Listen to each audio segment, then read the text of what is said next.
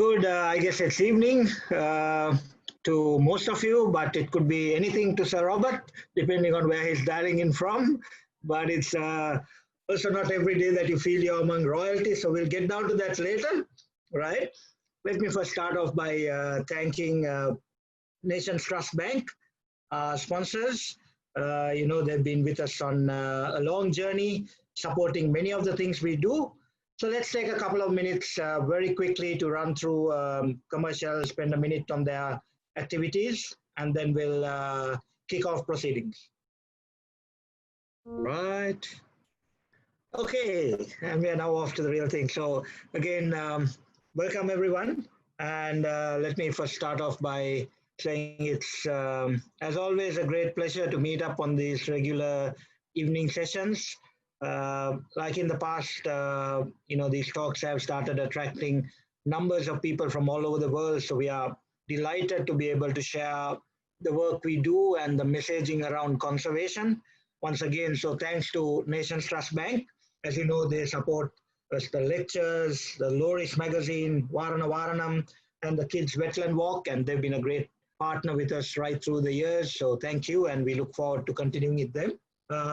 Number of other partners support us, as you know, in Nations Trust Bank is always there, but NDB, Sampath Bank, Ajita Di Costa, PJ, Brandix, Junkies Automation, Sparsidon, Colombo Jewelry Stores, Abans. So these are the partners who have kind of stood true to our many activities, but frankly, right now, we need your support because it's a tough time for businesses and there are so many things going on. We also see that we are probably going to have to take a lot more battles these days because we see looming legal issues and other things for which, frankly, right now we are struggling a little bit on the financial support that we need because some of our regular activities of field trips and lectures and other things were not being conducted in the normal manner the past few months. So please help us out. In a couple of days, we'll have the ability for you to be making your contributions online. And we've taken a bit of a special step of trying to fast track a maximum of 50 new members into life membership. Many people have asked this question from us about becoming life members sooner, but we usually have a longer process.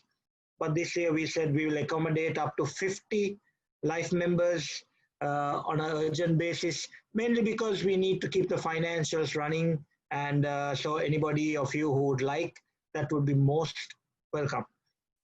CJ and the team at Sarva Advertising do a lot of creativity for us. Unfortunately, we don't have Dilma tea to give you today, so you'll have to enjoy it virtually or at your home.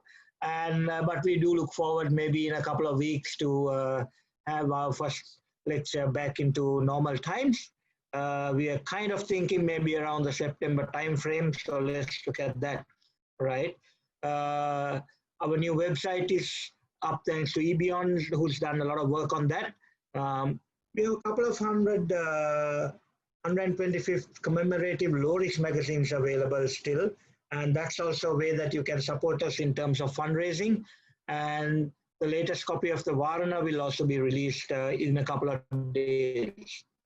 So please pay us your subscriptions, send us some money online. And as always, we are inviting non-members to join. You can get your applications online. And we have a few exciting new subcommittees and a lot of work going on, including, the newer subcommittees in marine. Recently, you saw how much of challenges we have on the leopard area. So that cat committee needs help.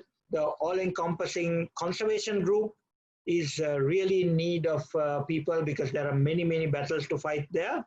And we've just set up a new subcommittee on plant, which is the entire project for creating a land bank, which we can preserve land in trust for conservation. So please reach out to some of the people in the subcommittees and volunteer because we have a lot of things to do. So in the new world of these days, we had our first there was one of Sri Lanka's first virtual AGMs. And right now we are fighting for protecting some of the most pristine mangrove and other areas in and around Mana, which is under some new threats. and let's see how, how much progress we can make on that. Good news for those guys and ladies and, kids and everyone who's wanting to get out there again, since the restrictions are gradually easing up. We will have our first field trip kicking off in August.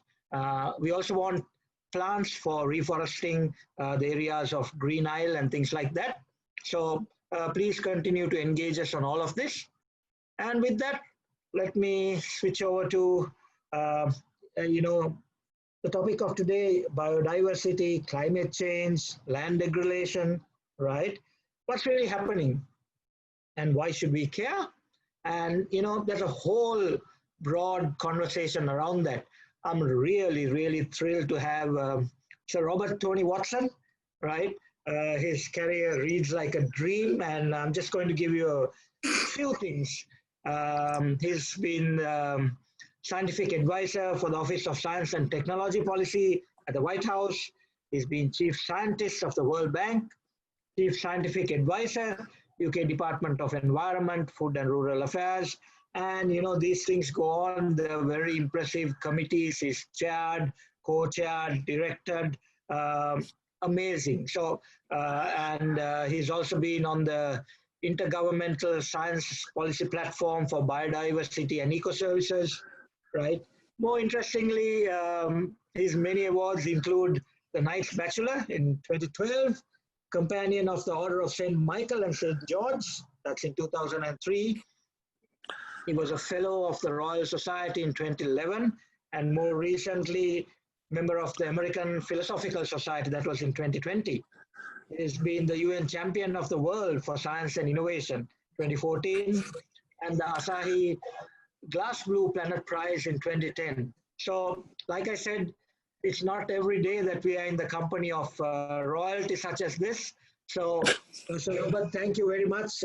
Bob is how most people call him, I think. And let me hand over the floor to you, sir.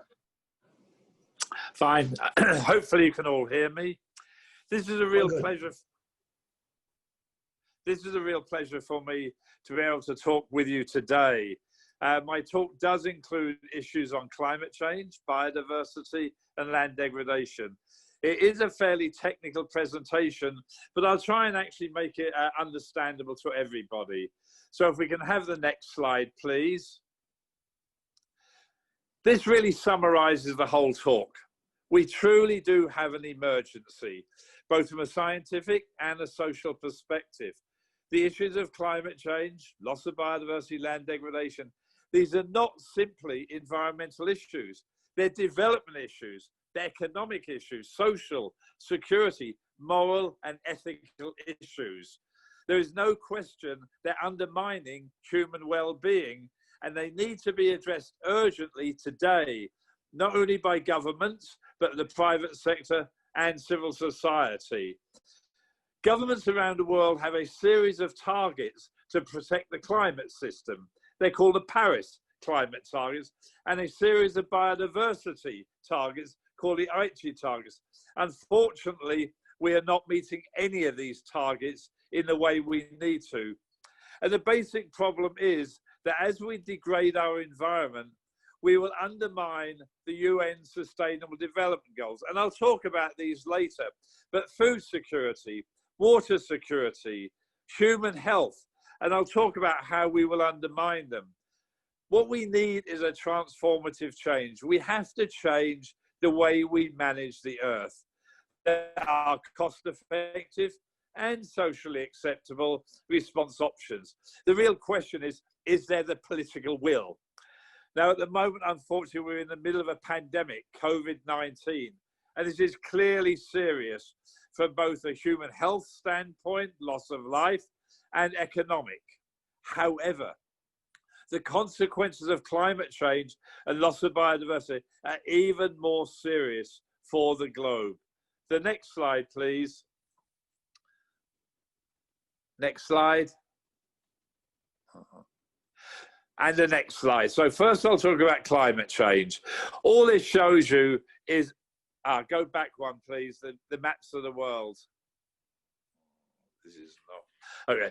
On the left-hand side, you see something called RCP 2.6. All that is a low emissions. Hopefully in the future, we will lower our emissions of greenhouse gases. And on the right, we have the high emissions. What you can see from this is obviously the redder the top atlases are, the more the world warms. And you can see with high emissions, it warms much, much more, much redder than the low emission scenario. The land areas warm more than the oceans, and the high latitudes warm more than the equatorial region. The bottom shows two maps of precipitation, and the bottom line there is we will see more variable precipitation. We'll see more heavy rainfall, less light rainfall, more floods and more droughts. The high latitudes will see more rainfall. The subtropics on average will see less rainfall. So not only will we be changing the temperature of the Earth, we'll also be changing precipitation patterns and sea level. The next slide. This says, why do we care? As I've already said, we will see more floods and droughts, more extreme events. This will adversely affect agriculture and water resources. Human health will be affected. Increase in vector-borne diseases such as malaria and dengue. Increase in waterborne diseases such as cholera. More people dying of heat stress. More people being adversely affected by malnutrition because food supply in many developing countries will be affected by biodiversity loss and by climate change. And we'll see more people die in extreme weather events such as hurricanes or cyclones and flooding. We'll also see an increase in sea level, particularly important for small island states and of course for coastal areas. There will be flooding of coastal areas, and saltwater intrusion can adversely affect water quality and agriculture in coastal zones. And of course, climate change is intimately linked to nature and biodiversity. And as we change our climate, we will adversely affect biodiversity. And I'll cover that a little bit later. And also, we're seeing ocean acidification. Our oceans have become more acidic as they're absorbing carbon dioxide from the atmosphere. And this is adversely affecting fisheries around the world and coral reefs. Next slide, please. Let's go to the one after. I've really covered this, so let's just go to the next one. What this shows you is the effect of climate on a series of marine systems. On the far left-hand side is corals. We've already warmed 1 degree Celsius on average across the world, and that's the grey bar that's going horizontally. What this slide shows you is if the bar is in white, it's not a big issue. As you go to yellow, it's a moderate threat. As you go to red, it's a significant threat. And when you go to purple, it's a very, very significant. So what you can see with coral reefs is they're already in danger. They're already in the yellow to red area. And by the time we get to 2 degrees Celsius, they're severely impacted. In fact, at 1.5 degrees Celsius, probably 75% of the corals around the world will be in trouble. And at 2 degrees Celsius, up to 99% of all warm water corals could die. You see that kelp forests are also vulnerable, especially if we get up to about 3 degrees Celsius. And then you can see what the impact of climate change is on other different sort of ecosystems, marine ecosystems. The next slide. What this shows you is 3. These are maps, low emission scenario, high emissions at the right. What you actually see is we go to higher and higher emissions of greenhouse gases, primary productivity of the oceans changes. All the areas of yellow and orange, we get decreased productivity, which, as you can see, especially around the equatorial region, is a serious problem. The mass of animals, fish that is to say, and whales, sharks, etc., in the ocean Where you see the orange and yellow, again, a significant decrease, especially in the equatorial and subtropical region. And the last part is a maximum fish catch. And obviously people typically fish near the coast.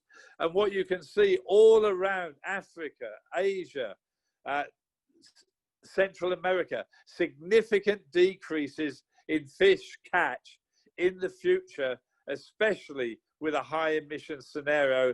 And the only place that gains is in the high latitudes of the Arctic Circle. Next slide, please. So what's the bottom line? The Earth's climate is already changing and it will continue to change. The future is in our hands. It's dependent on what actions we take now and in the future to transition to what we call a low carbon economy. Stop using coal, oil and gas. Start using renewable energy such as solar and wind. The impacts of climate change are almost exclusively negative. They're already occurring and they will only get worse in the future. Unfortunately, developing countries, and especially poor people, are the most vulnerable. And as I've already said, it's not simply an environmental issue. It is an economic issue. It is a moral issue. And it is an ethical issue. Next slide. I will now talk about the so-called climate agreement that governments around the world agreed in Paris. Next slide.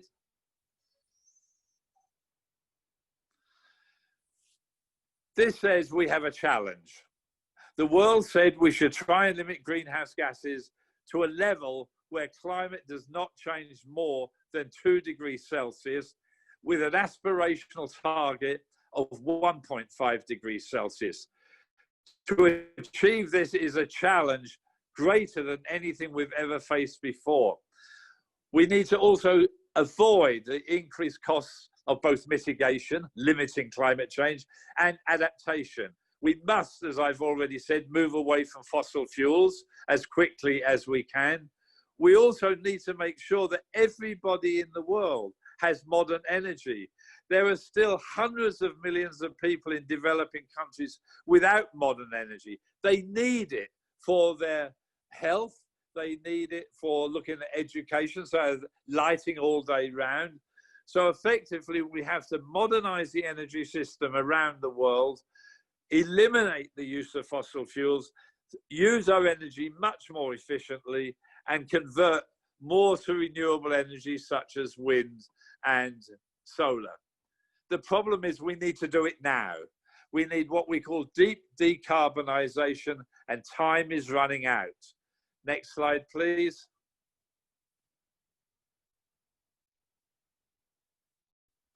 I've already said this, we need to limit greenhouse gases, to limit climate change to much less than 2 degrees Celsius, hopefully 1.5. We need to, my screen is all gone out of focus. I don't know about everybody else. Perfect. Also, we need to peak the emissions of greenhouse gases as soon as possible, preferably today. And we need to get ready to adapt. We are already changing the Earth's climate. We have to adapt to what's happening now and what will happen in the future.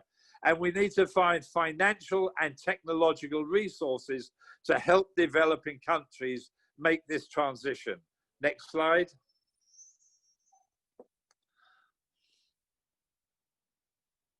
This simply shows you on the left-hand side carbon dioxide emissions as a function of time. The left-hand side is 2010. The right-hand side of the figure is 2100. And what this slide simply shows is we must immediately, relative to today, start to reduce our emissions significantly.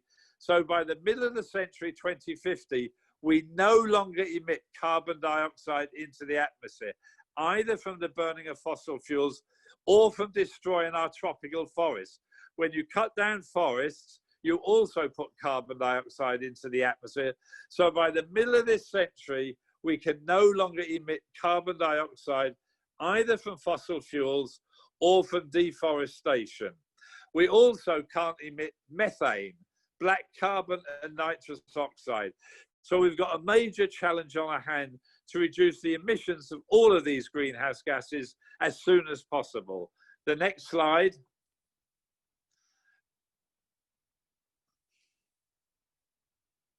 This simply shows if we do nothing, we have a baseline and will increase from 47 gigatons in 2010. We're about 52 gigatons today. And if we do nothing, we'll go up to about 80 gigatons. Even if we only want to limit climate to 2 degrees Celsius, by 2050, we have to be close to 20 gigatons, not today's level of 40, let alone anything higher. Next slide.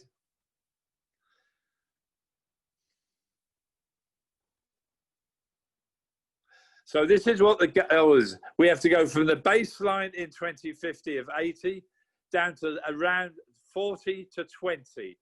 If you press the button for the next slide, press the button. Can you press the button? This is where we need. This is where we need to be. Next button. Next button. We do have pledges. Stop. We do have pledges from. Okay, that's fine. That's fine. Leave it there. We do have pledges from countries to reduce their emissions. The trouble is, the pledges are not adequate. The pledges only allow us to get to something like 50, 55 gigatons of carbon dioxide, rather than bringing it down to less than 40. Next slide. Next slide. Can you keep pressing the button? Next slide. Fine. Perfect. So 189 countries. Can you go back one? 189 countries in the world have indeed given pledges, but unfortunately, while we should applaud them, they are inadequate, completely inadequate to meet the target of 1.5 centigrade. We need to double or triple the pledges of all governments immediately. We will almost certainly pass the 1.5 degree target in the early 2030s, and will almost certainly pass the 2 degree target by about the middle of the century, 2050, 2060. Without additional pledges, we're going to be on a pathway where the world warms 3 to 4 degrees Celsius and potentially even more. A world that is unacceptable, harming agricultural production, water resources, human health, nature. Next slide, please.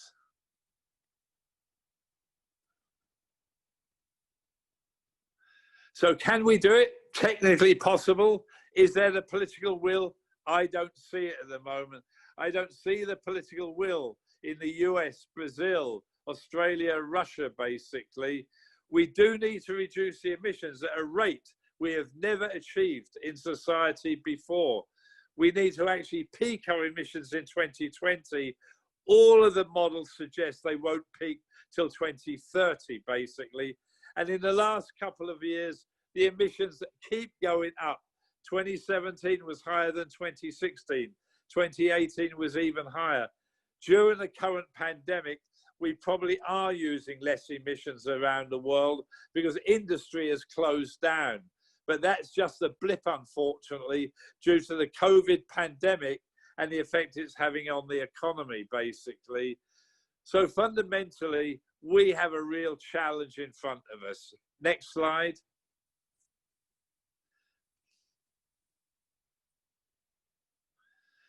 We need to improve energy efficiency. We need to deploy renewable energy. We need to put a price on carbon so it transition us to low carbon energy technologies. We also have to have behavior change. We individuals have got to stop wasting our energy. We can use mass transportation, more efficient cars, and if possible, more efficient housing. This is particularly important in developed countries where we tend to waste energy. Energy is probably wasted far less in developing countries, but when a house is built, try and make it an energy efficient house if you can. Try and use an energy efficient car. And a key bottom line is we must stop building coal-fired power plants unless we have something called carbon capture and storage. And that means you capture the carbon dioxide before it's emitted to the atmosphere. It's an advanced technology, very few plants in the world today. Next slide. I'm now going to start to transition to biodiversity. Next slide.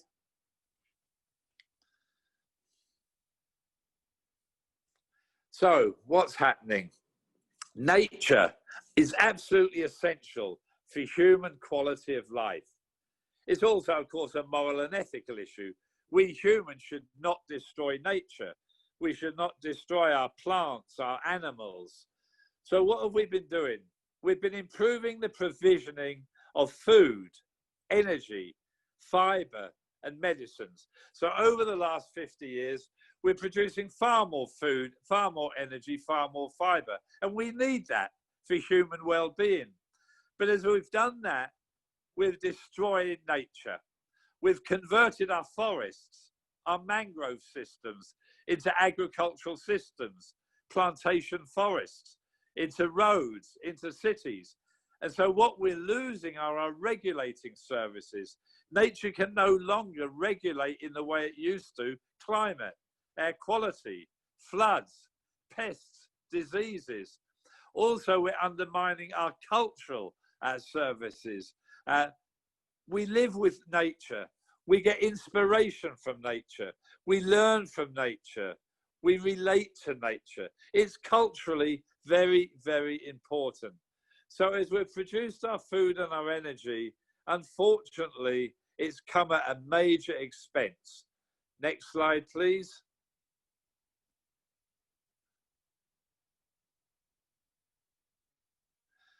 We have already converted or modified 75% of all of the ice-free land on Earth. 66% of the oceans are already highly modified and degraded.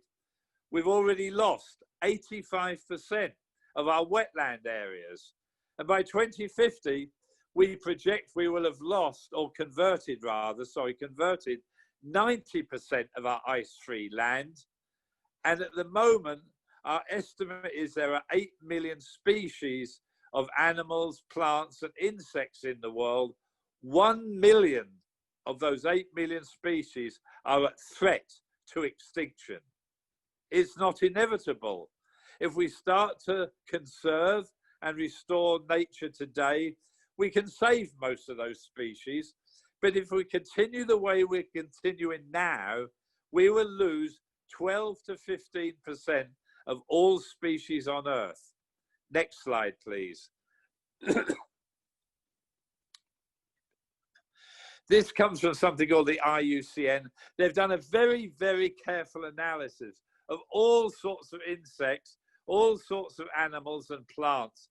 And this simply shows you to what degree are different types of animals and plants at risk. So at the very top, you've got bony fish. If you see a slide is green, not really a problem. Even a light green, not really a problem. Grey means there's some uncertainty.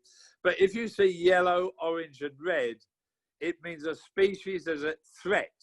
They're either vulnerable, endangered, or critically endangered. And so this organization, IUCN, a conservation organizer, has analyzed thousands and thousands of species around the world, basically. And it's this sort of data that we use in the assessment I shared to say that 1 million species are at risk of extinction. So it's based on very, very good data. The next slide, it actually shows what's happening over time to a few species. Next slide. What it shows is from the, this just simply says, keep that one, keep that one. The previous one with the frog simply says we're losing species at tens to hundreds of times faster than natural evolution, faster than anything in the last 10 million years. Next slide shows you, go to the next slide. This shows you what's happened to amphibians, frogs, mammals, birds, reptiles, and fish. And as you can see, especially in the last 100 years, since 1900, the rate of extinction, the cumulative extinction of each of these classes of species has really gone up fast. We are losing species due to human activity. The next slide. But it's not only wild species we're losing. Humans have domesticated many plants and many animals. But in the last few decades, especially the last 50 years, we've used less and less plants. We've breeded for very high productivity with special hybrids, and a whole series of our plants and our animals that we have previously domesticated have become extinct. Next slide.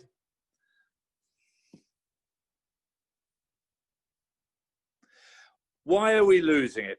Well, the indirect drivers are demographic and social culture. More and more people on the earth, economic and technological. People are getting wealthier. Yes, there's a lot of very poor people in poverty in developing countries, but on average, people have become wealthier. When you have more people, wealthier people, they demand more food, more energy, more water, more fiber. And effectively, we are demanding more natural resources. Our institutions and governments are really quite poor at both the national and the international level. We are not governing ourselves in a sustainable manner, and conflicts can also have a major impact on biodiversity. This leads to the direct drivers. We need more food, we need more energy, we need more water. And so we've transformed, as I said earlier, our forests, our mangroves into cities, into agricultural systems, into monoculture plantations. So land use change is the biggest driver of loss of terrestrial biodiversity. In the oceans, we've overfished them. We've overfished most of our oceans. That's the biggest threat in the marine. But then climate change, pollution, and invasive alien species are also significant threats. All 5 threats are affecting biodiversity in every country of the world. The issue is the threat of climate change is getting bigger and bigger. It's currently only the 3rd most important threat in either the terrestrial freshwater or marine system, but it's getting larger. Next slide, please. And this is effectively the challenge. We've already warmed 1 degree Celsius. We're likely to go to 3, 4 or more. And fundamentally, climate change will potentially be the most important threat to biodiversity across the globe. Therefore, we must stop looking at biodiversity and climate change as 2 separable issues. We must deal with them together. Next slide. What this says, and it's very complicated, and I won't go into details, what it simply says, as the climate changes, more and more species lose their climatically comfortable zone. And therefore species, as the temperature warms, will have to move more towards the poles in both the northern and southern hemisphere. They'll have to move up the mountainside. So significant percentages of species will lose their current climatic habitat and will have to move. Some will be able to move fast enough, but many will not be able to move fast enough and will potentially become extreme. Some of the most vulnerable systems are coral reefs, cloud forests, high latitude tundra, and the boreal forests, basically. As I've already said in an earlier slide, once you go beyond 1.5 degrees Celsius, and particularly above 2 degrees Celsius, fisheries will move very significantly towards the polar regions and be far less in the equatorial and subtropical regions. Fisheries will be depleted in the tropics and subtropics. I've already said coral reefs over 2 degrees Celsius, most will become extinct, and ocean acidification is causing further problems to coral reefs and to fisheries. Next slide.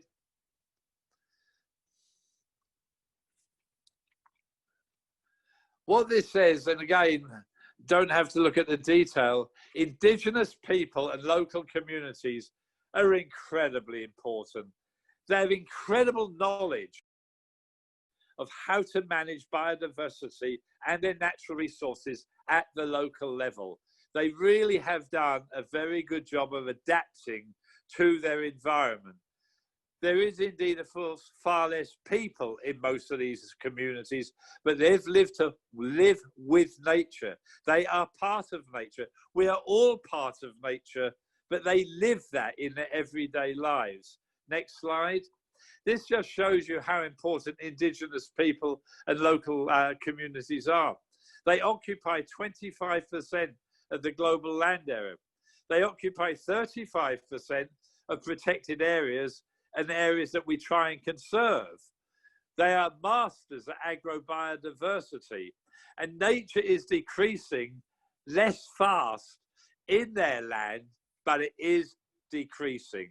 They're under incredible pressure, especially in countries like Brazil, where the new motto is economic development at all costs. And so even indigenous peoples and local communities' land is under pressure from expansion of agriculture areas, land grabbing, mining, etc. So unfortunately, even their land is under threat. Next slide. We have so-called 20 Aichi targets. Let's move immediately to the next slide. Go to the next slide, please. So we have 20 targets agreed in Japan in 2010. Are we aware of the values of biodiversity? Can we integrate the economic value into national accounting? Can we halve the loss of natural habitats? Can we reduce the pollution levels that affect biodiversity? Can we protect marine and terrestrial areas? Can we restore ecosystem services? Can we respect indigenous and local knowledge? There are 20 of these, and I've just picked out a few of them, basically. If you look to the right of the target, I've got in green, progress towards the target and likely to meet it. And you can see there's quite a lot of green. If it's black, little or no progress towards the target. Again, you can see quite a few in black. If it's in red, even worse, we're worse off today than we were in 2010. We're moving away from the target. The ones in blue, and there's just a couple at the bottom, we might even possibly achieve the target. But this is writing plans. This is improved understanding. It's not protecting biodiversity. So even though we have these 20 targets agreed by literally all countries of the world, unfortunately, while we're making some progress, in some areas we're going backwards. Next slide. We have 17 sustainable development goals. 0 hunger, no poverty by 2030, everyone in good health, quality education, gender equality, climate action, life below water, life on land. Again, I've only mentioned a couple of them. Unfortunately, the next slide shows what I've already said, so I won't repeat it, but the next slide says these environmental issues are development issues. Next slide. And they undermine all of these sustainable development. I've already said this before. This is why climate change, loss of biodiversity, land degradation are development issues. They undermine most of those 17 United Nations Sustainable Development Goals.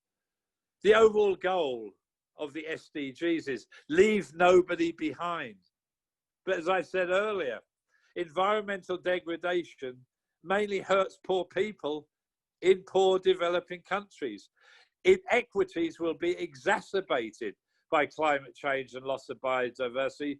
It will be very hard, unless we deal with climate change and biodiversity, to not leave everybody behind. Next slide. One of the big challenges, and we're facing it today, of course, is how does biodiversity and climate change affect human health? I've already said that climate change affects vector-borne diseases, waterborne diseases, heat stress mortality. But what about biodiversity? Major issue for zoonotic diseases. That's animal-human diseases. Ebola, SARS, COVID-19, what we're facing today. Wild animals have a huge number of zoonotic pathogens. There are probably 1.6 million potential viruses in mammals and birds. And probably about half of those, 700,000, could pose a risk to human health. So SARS and COVID-19 are not the end of the line. They may be the beginning of the line of increased zoonotic diseases. Over 75% of all new infections have their origins in animals. So what happens? Well, we have human-wildlife contact in wet markets, as we saw in China, and they're common throughout Southeast Asia. We've got more contact with animals now. We have deforested more and more, and we humans go into those areas. More close contact with animals. And as we've deforested, we've actually used a lot of it for livestock. So we've now got livestock, wild animal interaction. Many ways we can get these zoonotic diseases into humans. We have to manage the human-animal interaction. Next slide, please. And I'll try and finish quickly. All this simply says, don't bother reading it, if we do not deal with climate change and biodiversity, and if climate change and biodiversity continue to change as we project, we will undermine any ability to achieve no poverty, zero hunger, good health, climate action, etc. Next slide. We want to look what could happen in the future. So we put what we call plausible futures together. Economic optimism, rapid technology development, regional competition. All regions of the world fight for economic advantage. Inequality, the world we largely have today. Middle of the road is the world we have today, that we just continue as we are. And on the bottom left, global sustainability. We care about the world. We care about nature. We care about being more sustainable in the future. Next slide. Simply shows you what happens under three of the scenarios: economic optimism, regional competition, and global sustainability. And what this says is we're still going to lose local species, we're still going to lose species richness, and we are still going to have less biodiversity intactness. That means to say we're undermining our ecosystem. Even the global sustainability scenario we ran shows negative impacts on species and ecosystems. Next slide. This shows, however, in all of those scenarios, again, we get more timber, more food, more bioenergy, but we effectively undermine coastal resilience. We undermine soil protection. And in some areas, we undermine crop pest control. So even in our more positive scenario, we still end up having adverse effects on the environment, which means we've got to double, redouble, and redouble again our efforts to conserve biodiversity, protect nature, and restore nature. Next slide, please. We know what to do, to be quite candid. We have the tools, we have the knowledge. We even have some examples of sustainable projects in many parts of the world. We need to scale up the successful projects to a much bigger scale than we're seeing today. Next slide.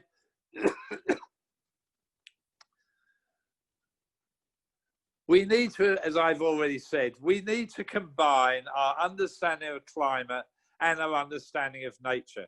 We need actions that will simultaneously address both. And there are win-wins, some nature-based solutions. Reforestation with native vegetation can be very, very positive. but also they can be negative. Large-scale afforestation, that is growing forest on land that was never forest, and also very large-scale bioenergy can actually undermine biodiversity if we use monocultures.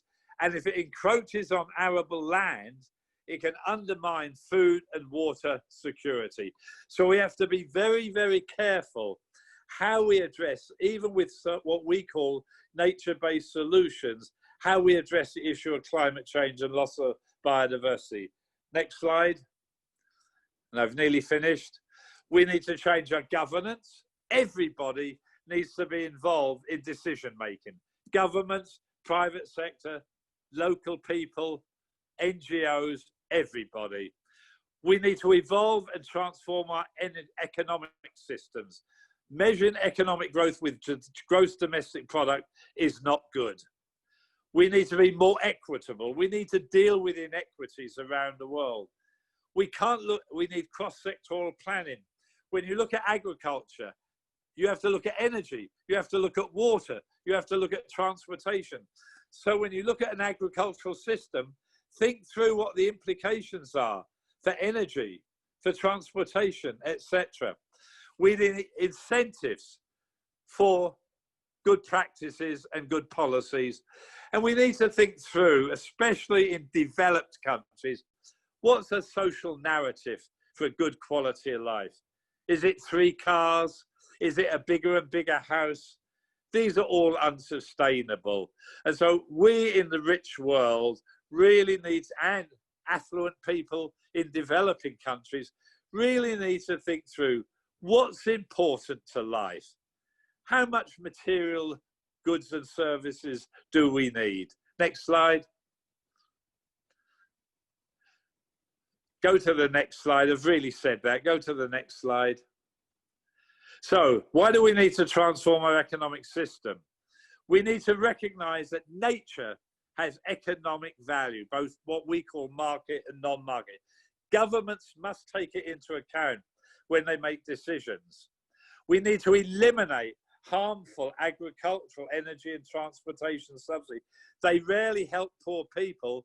They help people, but they often lead to environmental degradation. We need incentives for sustainable production and consumption, and we have to internalize what we call environmental costs into the price of goods and services. Therefore, we need to move away from the economic system we have today. That's not moving away from capitalism. It says that we need to do capitalism in a different way. Next slide.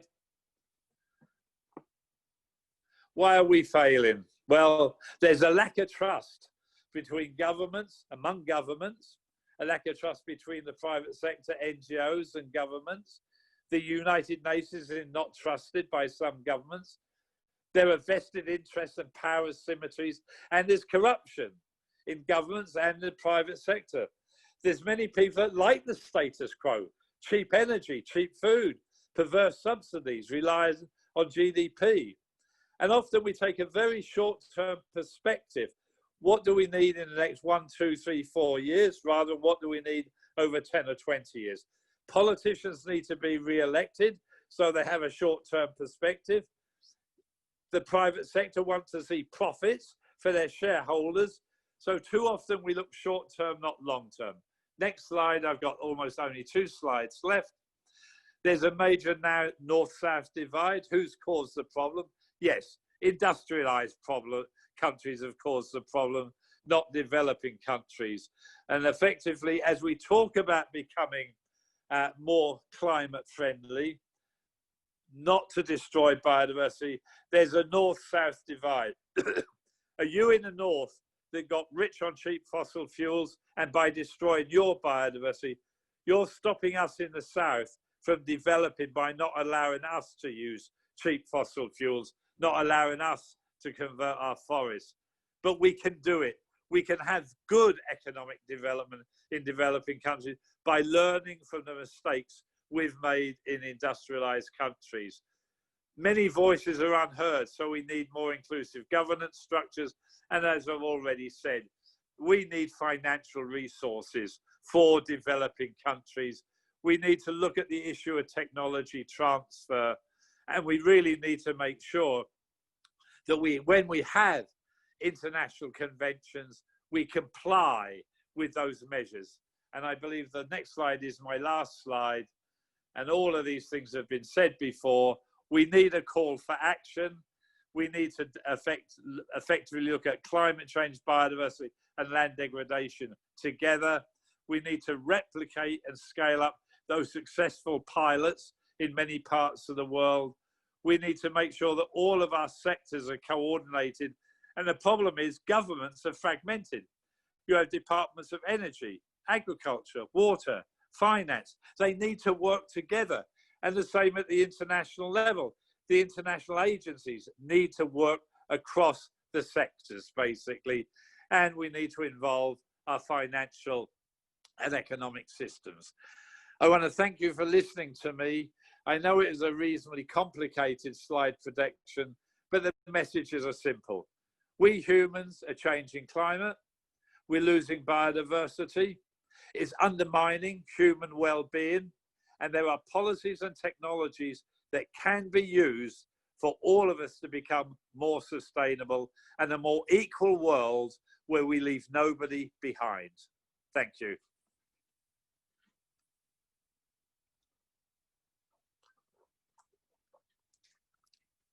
Thank you, Robert.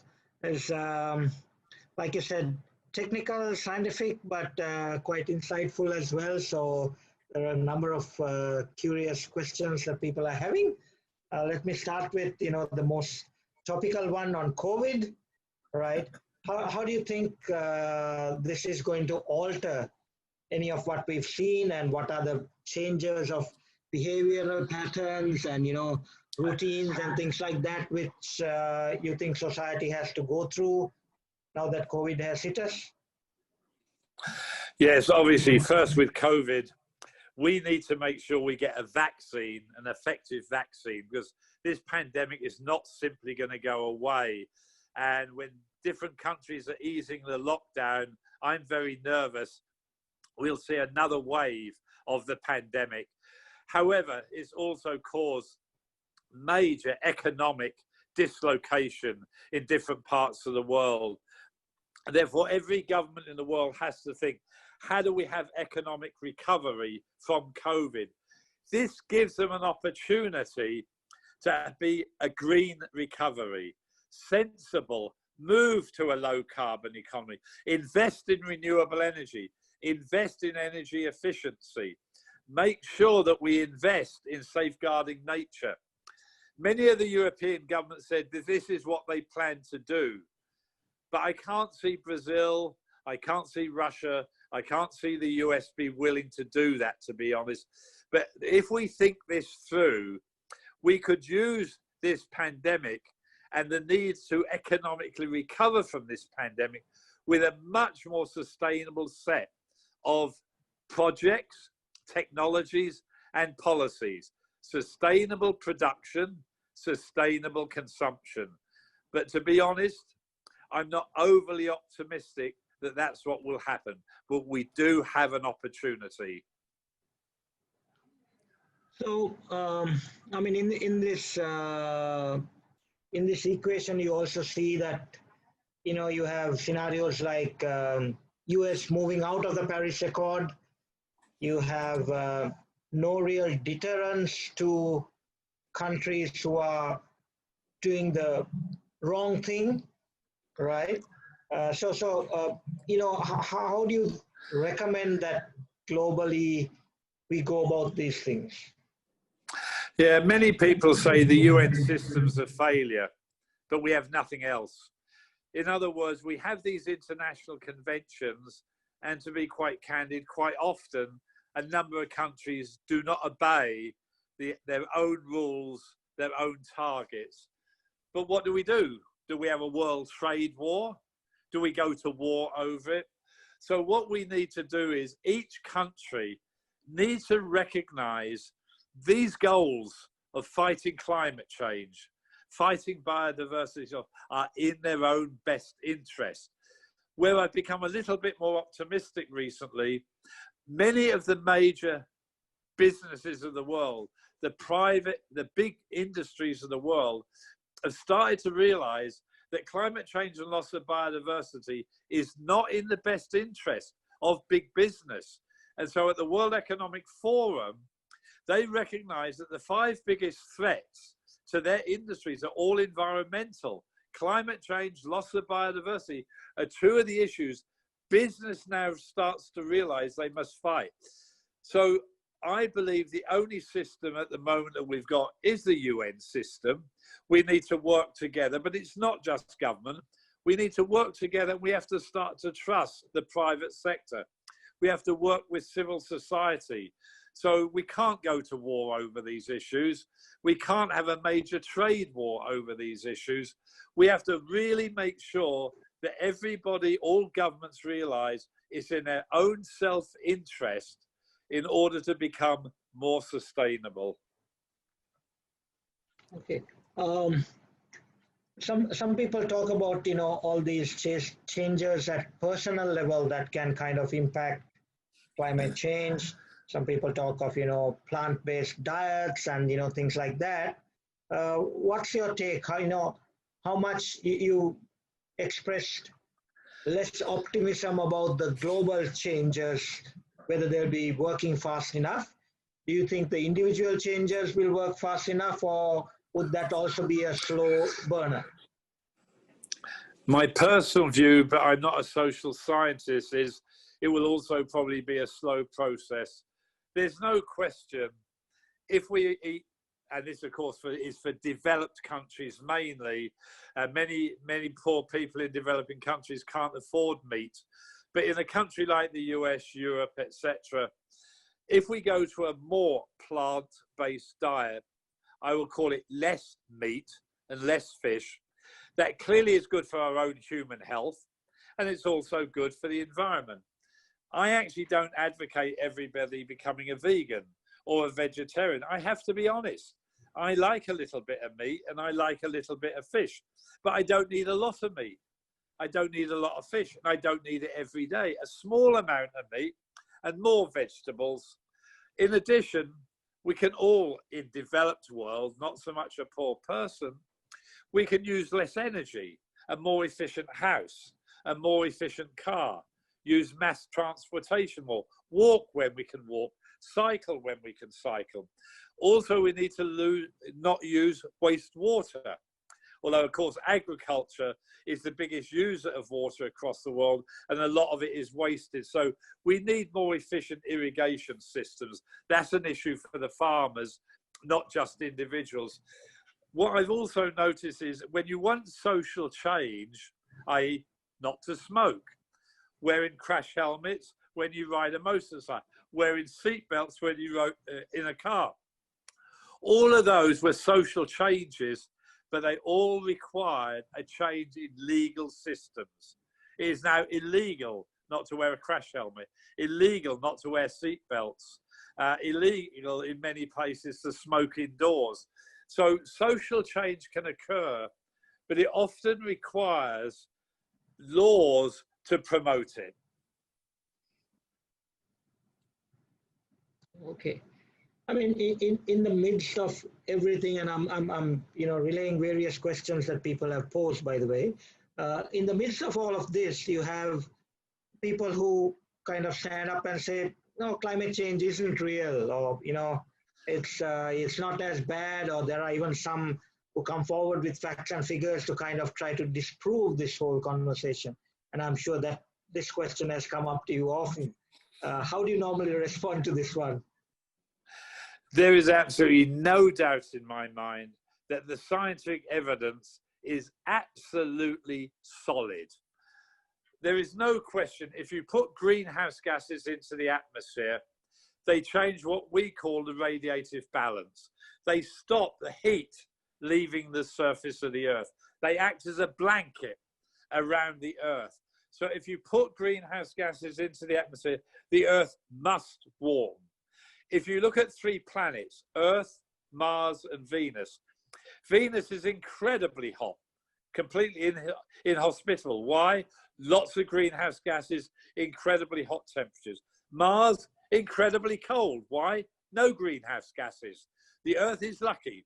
We have the right amount of greenhouse gases for a nice climate.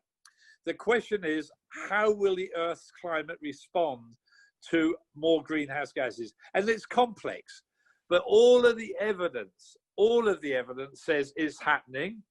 We can now simulate quite well the increase in temperature in the last 100 years, not only globally, but regionally. We can simulate many, but not all of the precipitation changes. We're seeing sea level rise, totally consistent with a warmer planet, and quantitatively, the magnitude consistent with our theory. We're seeing an increase in heat waves. We're seeing an increase in floods and droughts, all totally consistent with theory. So I would say the science is unequivocal. We humans are changing the Earth's climate. The real question is, can we limit it cost effectively? And if we don't, what are the implications for food security, water security, and human health? There are technologies, even if we were wrong as scientists, and we're not, even if we were wrong, why wouldn't we go to clean technology such as solar and wind, especially in a developing country like Sri Lanka? So it's a win-win situation. We are, in my opinion, correct as scientists, but even if we weren't, going to a low carbon economy makes eminent sense. Saving biodiversity makes eminent sense. So I guess in this question you have the different knowledge bases kind of clashing. As long as economics and developmental policy people, whatever, classify the world as developed countries based on economic wealth and, you know, classify all these environmental friendly countries in a sense as the poorer, marginalized, third world, underdeveloped, whatever we may call it, it's only natural that the aspiration is to get better. So how does that dialogue take place, and, you know, is anything changing in this way the world is viewed? Yes, as you correctly said, and as I mentioned in my talk, there is this potential North-South divide. It is that, and that's why I'm so supportive of the UN Sustainable Development Goals, with the overall objective be leave nobody behind, eliminate poverty, eliminate food insecurity, make sure everyone has clean water, make sure everyone is healthy, have jobs, that there's no more discrimination. I truly believe that we have technologies and policies that can significantly assist developing countries eliminate poverty, have economic growth that is long-term sustainable. And I believe actually that the only way that we're going to become sustainable in both developed and developing countries is to transform our economic system, is to transform our energy system and our agricultural systems. I think it's doable. It isn't easy. Hard decisions will have to be made, but we all must work together. This should not be an issue for the North or the South or developed and developing countries. We're partners in a single planet. Equally, we're partners, not only government, with the private sector. I know there's a lack of trust with many in the private sector, but they're powerful. We have to see if we can come with a common vision of what future does everybody want. What do people in Sri Lanka want? What do people in the US, England, Nepal want? And therefore, I actually believe we can work towards it. As I said, not easy. Hard decisions will have to be made. But I believe we have the intelligence, the technologies, and the policies to achieve a sustainable future. The question is there the political will? There are always vested interests, as I also said in my talk, that love the status quo. Certain people are making a lot of money from cheap energy, cheap food. We need to make sure that we actually work with these vested interests for the long-term good of humans and the planet. I mean, you called out some of the local communities and the indigenous people and how well they've interacted with the environment. Can you give us some examples where those knowledge bases have been harnessed better in different parts of the world? I think that's an emerging issue, to be quite honest. In these big international assessments on climate and biodiversity and on food that are either chaired or directed, until quite recently, we didn't appreciate the importance of indigenous and local knowledge. We didn't appreciate the importance of the role indigenous people and local communities played in various ecosystems. And so in the last big assessment I chaired, the Intergovernmental Platform on Biodiversity and Ecosystem Services, for the first time ever, we really brought in as much as we could, indigenous knowledge, local knowledge. This is not my area of expertise, but in our last assessment, we really worked with indigenous people and large groups of indigenous people. And I think what we'll start to see is, where can we learn? How do we bring our knowledge into sort of maybe national, even sub-national policies, use of technologies, etc. So while I can't give you a good example, I think we've learned a lot on agrobiodiversity from indigenous people. I think we've learned a lot on integrated pest management, where we don't need to use chemicals to destroy the pests. I think we've learned about how we can actually use legumes to incorporate into the soil, to put more nitrogen into the soil, rather than using fertilizers, basically. One issue about a lot of indigenous knowledge, it's very, very local, not always easy to scale up in their spatial area. But I think if we can continue a dialogue, but we must respect their knowledge. We mustn't just use their knowledge without permission. So they have to get something from us if we are to work with them in using their knowledge. It has to be a partnership. I guess the tricky one is we end up trying to make them more like us in the process. Yes, I think we've got to respect their culture. I think there's nothing more important. I mean, I am not an expert on this area. I have not personally worked with indigenous people, but everything I've learned from chairing the last assessment is respect is absolutely critical. And yes, we do not want to convert them like us. They have their own style, they have their own value systems. And the question is, how do we learn from each other? What can they learn from us that they want to learn from us? How do we make sure that we protect their intellectual property? Their knowledge has value. We need to respect it. We need to value it. We need to have consent to work with them. Can you give us any, examples that you enjoy or you can call out on sustainable solutions when it comes to the loss of biodiversity and things like that? Well, I mean, the number one issue is, of course, to conserve biodiversity. We've got to stop converting our forests to agricultural systems, to roads, to cities, etc. So the number one priority is conserve what we currently have. Stop deforestation. The second issue, of course, is to restore it.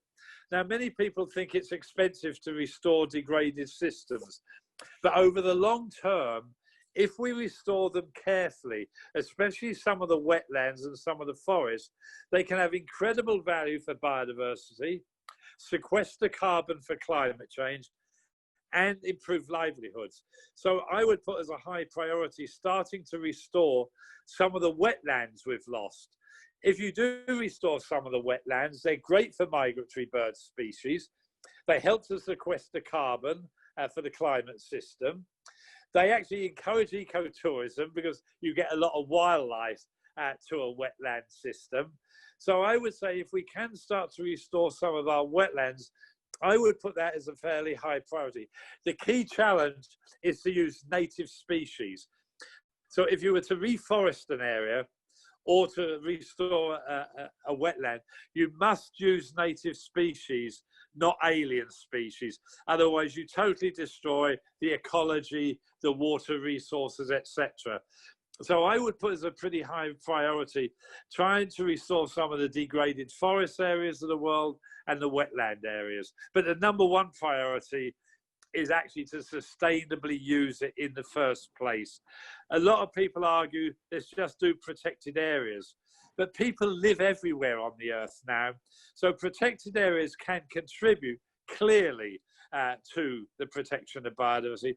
But we have to integrate biodiversity issues into every farm. There are simple ways of putting wildflowers amongst the monoculture field. In, say, the United Kingdom, they have hedgerows. That encourages birds and pollinators. So depending on the culture, depending on the agricultural system, there are ways to improve agricultural productivity in a way that is good for biodiversity. And obviously, a farmer, they want good soils.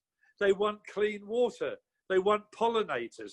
We have to learn to make that system. So we need to integrate nature into even our most heavily managed agricultural systems. So one of the projects WNPS is doing right now is on reforesting and recreating one of the wetlands, and one of the cause of it is actually using all the local plant species and the native ones, so very relevant. But at the same time, right now elsewhere in the country, one of our most prized mangrove areas is under siege from political powers. Are you aware of any good examples where public have been able to kind of overcome these invasive governments to kind of keep with people power? I can only think of one simple example in England. When I was the chief scientific advisor at DEFRA, the cabinet, the prime minister said, we need to raise funds. We're close to a recession. So a number of years ago, probably about 2010. And one of the possibilities was to try and sell off some of the national forests to private concerns. As soon as it was announced that we might consider selling off some of the private, the NGO community rose up and they had a massive campaign against the government. They stopped any selling off of the forest, and they actually turned it around where the government actually committed to increasing the forest area in Great Britain. But that's one example I know. There may be other examples in other countries, but you need to have a government that recognizes that nature is an asset.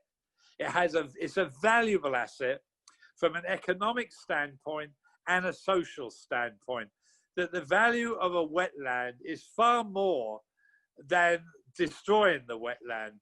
The problem is, if you only use gross domestic product to measure economic growth, it doesn't show up. It's all what I call non-market value. It helps to purify water. So it doesn't show up on national accounts. But this is why I would say governments must complement using GDP as a measure of economic growth with what I would call inclusive wealth, and that is built capital, human capital, and natural capital. And we must stop destroying natural capital. And if you look around the world, GDP has averaged over 3, nearly 4% across the world in the last few years. If you look at inclusive wealth, it's only grown at half that level, and the reason is we've destroyed, or we are destroying, nature. So we need a conversation with governments about, especially with finance ministers, of why we shouldn't destroy nature. Partha Dasgupta, a world-renowned economist from Cambridge University in England, is writing a report for finance ministers across the world that nature is an asset and it must be managed as an asset, and it has incredible value. And so this particular document of which an interim document came out about 2 months ago, and the final document will probably come out in October.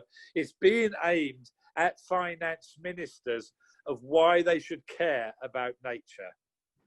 And also what I would suggest to the government of Sri Lanka is look at the documents that are coming out of the World Economic Forum. They released one in January, Nature, I forget what it was, I think it was called Nature at Risk. 2 more are about to come out.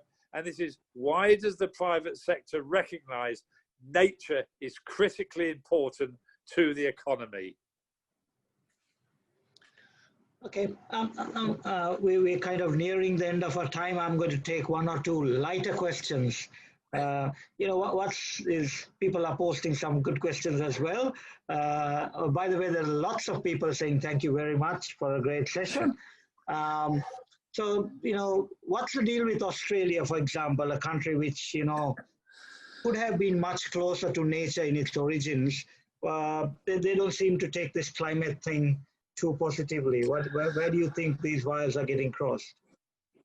Well, what Australia's had is had one of the most pro-environmental governments ever and some of the least environmental.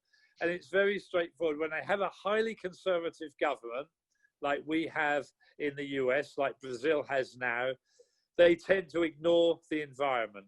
When you have a more liberal, socially minded government, they tend to care far more about the environment.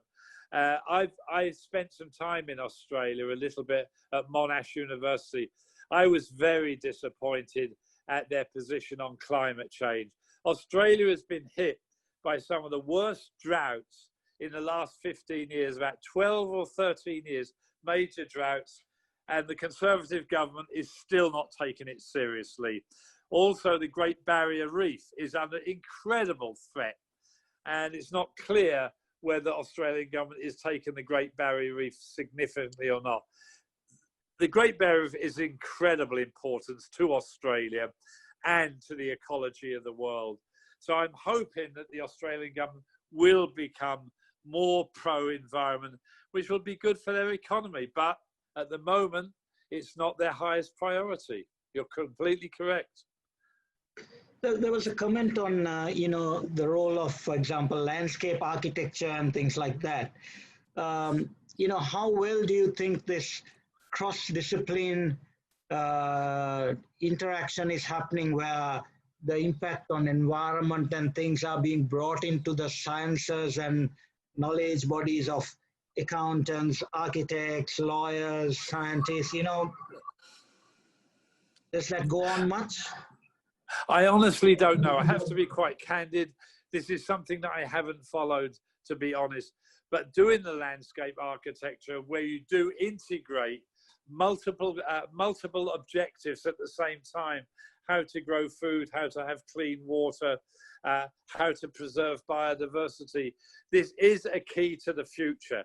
So rather than just protected areas, I'm not negative on protected, but if we can have true integrated landscapes where people are fully integrated into that landscape, that has to be a major solution going forward.